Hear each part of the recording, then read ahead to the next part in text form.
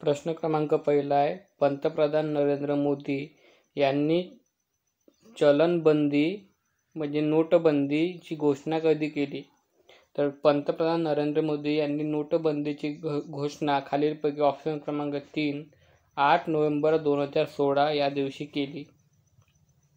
पुढचा प्रश्न आहे, विदेशी व्यवहारांसाठी प्रमाणित डीलर कोण निवडत? तर विदेशी व्यवहारासाठी प्रमाणित डीलर हे खालीलपैकी भारतीय रिझर्व्ह बँक निवडते. पुढील प्रश्न आहे, खालीलपैकी कोणाला महाराष्ट्राच्या सर्व थंड हवेच्या ठिकाणांची राणी म्हणून ओळखले जाते? तर महाराष्ट्रातील सर्व थंड हवेच्या ठिकाणाची राणी म्हणून खालीलपैकी ऑप्शन क्रमांक 4 महाबळेश्वर या ठिकाणाला ओळखले जाते. पुढचा प्रश्न आहे, 7 ऑलिम्पिक स्पर्धेमध्ये भाग घेणारा पहिला भारतीय आणि एकमेव टेनिसपटू हा आहे? तर खालीलपैकी लिएंडर पेस हा 7 ऑलिम्पिक स्पर्धेमध्ये भाग घेणारा पहिला भारतीय आहे. पुढचा प्रश्न आहे, सामान्य जनतेची स्थिती सुधारण्यासाठी 1911 मध्ये सामाजिक सेवा समूहांचे संस्थापक कोण होते? तर 1911 मध्ये सामाजिक सेवा समूहाचे संस्थापक खालीलपैकी नारायण मल्हार जोशी, ऑप्शन क्रमांक 4 नारायण मल्हार जोशी हे होते. पुढचा प्रश्न आहे, हुसेन सागर एक्सप्रेस ही मुंबई आणि खालीलपैकी कोणत्या शहरांदरम्यान धावते? तर हुसेन सागर ही एक्सप्रेस खालीलपैकी मुंबई आणि हैदराबाद, ऑप्शन क्रमांक 1 हैदराबाद, मुंबई आणि हैदराबाद या शहरांदरम्यान धावते. पुढील प्रश्न आहे, गलगंड हा आजार खालीलपैकी कोणत्या क्षाराच्या अभावामुळे होतो? तर गलगंड हा आजार खालीलपैकी ऑप्शन क्रमांक 1 आयोडीन या क्षाराच्या अभावामुळे होतो. लोहाच्या अभावामुळे ॲनिमिया हा रोग होतो. पुढील प्रश्न आहे, कच्ची केळी पिकवण्यासाठी खालीलपैकी कोणता गॅस वापरतात? तर कच्ची फळे पिकवण्यासाठी खालीलपैकी ऑप्शन क्रमांक 2 इथिलीन हा गॅस वापरतात. पुढचा प्रश्न आहे, खालीलपैकी कोणता हा महाराष्ट्रातील सर्वोच्च भौगोलिक बिंदू आहे? तर महाराष्ट्रातील सर्वोच्च भौगोलिक बिंदू हा खालीलपैकी ऑप्शन क्रमांक 2 कळसुबाई शिखर आहे. पुढचा प्रश्न आहे, फ्लाइंग सिख म्हणून कोणाला संबोधले जाते? तर फ्लाइंग सिख म्हणून खालीलपैकी ऑप्शन क्रमांक 3 मिल्खा सिंग यांना संबोधले जाते. पुढचा प्रश्न आहे, शुद्ध सोने ओळखण्यासाठी त्यावर कोणती निशाणी असते? तर शुद्ध सोने ओळखण्यासाठी त्यावर खालीलपैकी ऑप्शन क्रमांक 3 हॉलमार्क ही निशाणी असते. पुढचा प्रश्न आहे, महाराष्ट्राच्या खालीलपैकी कोणत्या जिल्ह्यामध्ये प्रसिद्ध हापूस आंब्याची सर्वात जास्त लागवड केली जाते? तर हापूस आंब्याची सर्वात जास्त लागवड ही ऑप्शन क्रमांक 4 रत्नागिरी या जिल्ह्यामध्ये केली जाते. पुढचा प्रश्न आहे, मराठी भाषा खालीलपैकी कोणत्या लिपीमध्ये लिहिली जाते?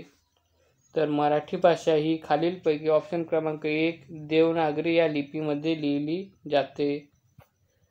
पुढचा प्रश्न आहे, राष्ट्रपती होणारे भारताचे पहिले उपराष्ट्रपती कोण आहेत?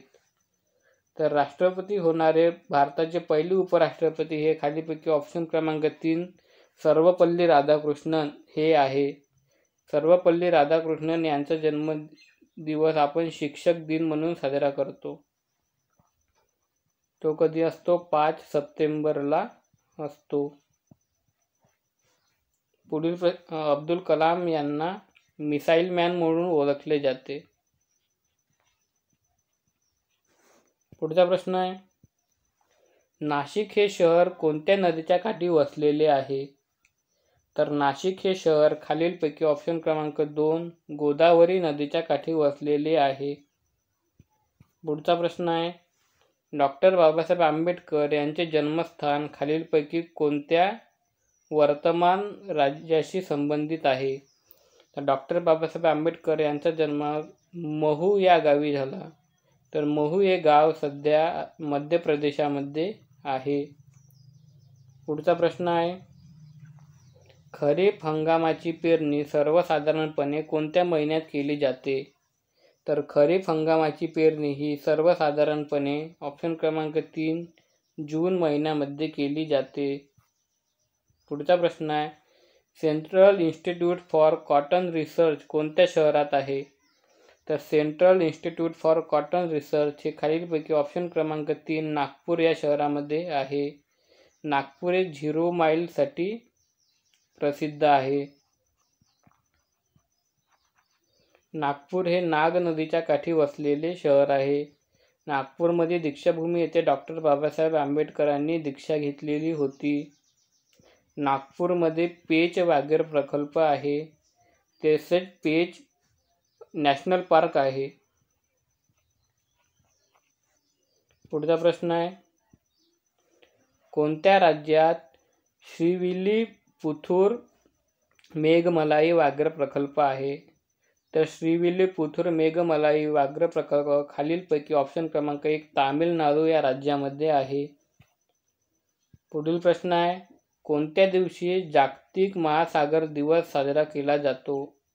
तर जागतिक महासागर दिवस हा खालीलपैकी ऑप्शन क्रमांक 3 8 जून या दिवशी साजरा केला जातो.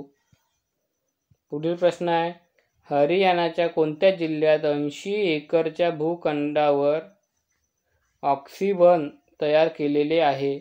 तर ऑक्सिवन हे खालीलपैकी हरियाणाच्या कर्नाल या जिल्ह्यामध्ये तयार केलेले आहे.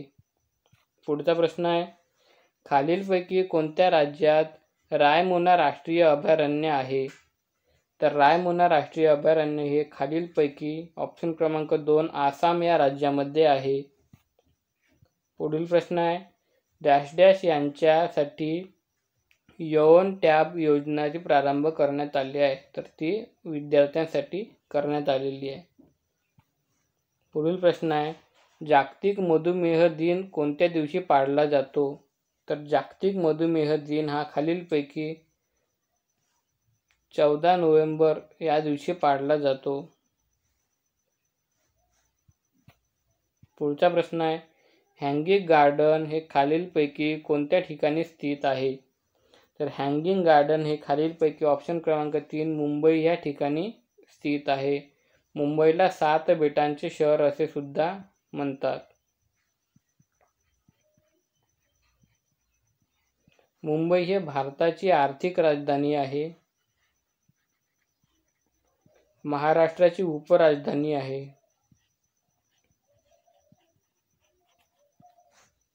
पुढचा प्रश्न आहे, प्रवासी भारतीय दिवस दरवर्षी कोणत्या दिवशी साजरा केला जातो? तर प्रवासी भारतीय दिवस हा खालीलपैकी ऑप्शन क्रमांक 4 9 जानेवारी या दिवशी साजरा केला जातो. याच दिवशी महात्मा गांधी हे दक्षिण आफ्रिकेवरून भारतामध्ये परत आलेले होते. पुढचा प्रश्न आहे, ग्रेट इंडियन बस्टर्ड अभयारण्य महाराष्ट्रात कोणत्या ठिकाणी आहे? तर ग्रेट इंडियन बस्टर्ड अभयारण्य खालीलपैकी ऑप्शन क्रमांक 3 सोलापूर या ठिकाणी आहे. पुढील प्रश्न आहे, नीरज चोप्रा खालीलपैकी कोणत्या खेळाशी संबंधित खेळाडू आहे? तर नीरज चोप्रा हा खालीलपैकी ऑप्शन क्रमांक 4 भालाफेक या खेळाशी संबंधित खेळाडू आहे. पुढील प्रश्न आहे, महाराष्ट्रातील खालीलपैकी कोणत्या ठिकाणी विविध प्रकारच्या चपलांसाठी प्रसिद्ध आहे? तर महाराष्ट्रातील खालीलपैकी ऑप्शन क्रमांक 2 कोल्हापूर हे ठिकाण हे चपलांसाठी प्रसिद्ध आहे. पुढचा प्रश्न आहे, क्रायोजेनिक तंत्रज्ञान खालीलपैकी कशाशी संबंधित आहे? तर क्रायोजेनिक तंत्रज्ञान हे ऑप्शन क्रमांक 1 उपग्रह प्रक्षेपणाशी संबंधित आहे. पुढील प्रश्न आहे, the national centre for cell science हे महाराष्ट्रातील खालीलपैकी कोणत्या शहरामध्ये आहे? तर the national centre for cell science हे महाराष्ट्रामध्ये ऑप्शन क्रमांक 4 पुणे या शहरामध्ये आहे. पुढचा प्रश्न आहे, खालीलपैकी सर्वात मोठा सस्तन प्राणी कोणता आहे? तर खालीलपैकी ऑप्शन क्रमांक 2 देवमासा हा सर्वात मोठा सस्तन प्राणी आहे. पुढचा प्रश्न आहे, कार्बन ट्रेडिंगची संकल्पना कोणत्या कराराने रूढ केली? तर कार्बन ट्रेडिंगची संकल्पना ही खालीलपैकी ऑप्शन क्रमांक 1 क्योटो कराराने रूढ केली. पुढचा प्रश्न आहे, आदिवासी संशोधन आणि प्रशिक्षण संस्था पुणे कोणत्या वर्षी स्थापन करण्यात आली? तर आदिवासी संशोधन आणि प्रशिक्षण संस्था पुणे ही खालीलपैकी सन 1962 साली, ऑप्शन क्रमांक 1 सन 1962 साली स्थापन करण्यात आली. पुढचा प्रश्न आहे, खालीलपैकी कोणत्या दुग्धजन्य पदार्थात स्टिग्नाचे प्रमाण सर्वाधिक असते? तर खालीलपैकी तूप या दुग्धजन्य पदार्थामध्ये स्टिग्न म्हणजे फॅटचे प्रमाण हे सर्वाधिक असते. पुढचा प्रश्न आहे, खालीलपैकी कोणत्या वर्षी आपत्ती व्यवस्थापन कायदा पारित करण्यात आला? तर आपत्ती व्यवस्थापन कायदा हा खालीलपैकी ऑप्शन क्रमांक 3 2005 या साली पारित करण्यात आला. पुढचा प्रश्न आहे, मुंबईमधील जवाहरलाल नेहरू बंदराला पूर्वी कोणते नाव होते? तर मुंबईमधील जवाहरलाल नेहरू बंदराला पूर्वी ऑप्शन क्रमांक 1 नावाशेवा बंदर हे नाव होते. पुढचा प्रश्न आहे, पंचवार्षिक योजनांना अंतिम मंजुरी कोणाकडून दिली जाते? तर पंचवार्षिक योजनांना अंतिम मंजुरी ही राष्ट्रीय विकास परिषदेकडून दिली जात होती, पण आता हा परिषद बंद होऊन त्यासाठी नीती आयोग हा स्थापन करण्यात आलेला आहे. नीती आयोग, पण पंचवार्षिक योजना बंद झालेली आहे आणि नीती आयोगचे अध्यक्ष असतात पंतप्रधान. पुढचा प्रश्न आहे, स्टेट बँक ऑफ इंडियाने परदेशात पहिली शाखा कुठे सुरू केली? तर परदेशामध्ये स्टेट बँक ऑफ इंडियाची पहिली शाखा ही ऑप्शन क्रमांक 1 कोलंबो जे श्रीलंकेत आहे या ठिकाणी सुरू केली. पुढचा प्रश्न आहे, कोणत्या दिवशी संयुक्त राष्ट्रसंघाच्या पुढाकाराने रशियन भाषा दिवस साजरा केला जातो? तर तो 6 जून या दिवशी साजरा केला जातो. पुढील प्रश्न आहे, कोणत्या व्यक्तीने nature TII photographer of the year 2021 हा पुरस्कार जिंकलेला आहे? तर nature TII photographer of the year 2021 हा पुरस्कार थॉमस विजयन यांनी जिंकलेला आहे. पुढचा प्रश्न आहे, कोणत्या मंत्रालयाने हिसाब की किताब हे शीर्षक असलेल्या लघुपटांचे अनावरण केले? तर खालीलपैकी कॉर्पोरेट कार्य मंत्रालयाने हे अनावरण केले.